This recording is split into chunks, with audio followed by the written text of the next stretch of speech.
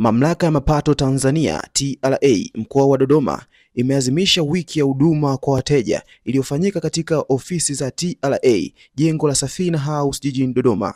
Akizungumza katika wiki ya huduma kwa wateja, meneja wa TRA Pendolake Elinisafi amesema watatumia wiki ya huduma kwa wateja kwa kutatua kero mbalimbali za walipa kodi, huku akitoa wito kwa wakazi na wafanyabiashara kulipa kodi kwa hiari. Wadau na walipa kodi wetu tunawakaribisha, kama unavyofahamu inaadhimishwa wiki ya huduma kwa wateja, na kauli mbiu inasema huduma bora ni haki yako na ni nguzo yetu. Tunawakaribisha sana katika ofisi za Mamlaka ya Mapato.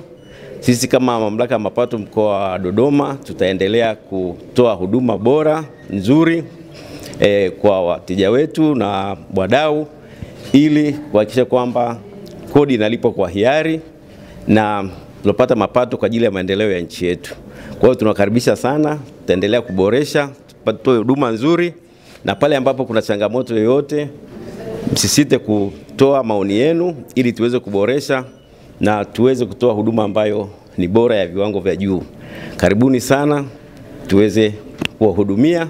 Lakini kama alivyoeleza meneja msaidizi, kamishna mkuu wa Mamlaka ya Mapato ndugu Yusuf Mwenda zindua dawati tarehe 11 Septemba kwa ajili dawati la uwezeshaji walipa kodi na wafanyabiashara.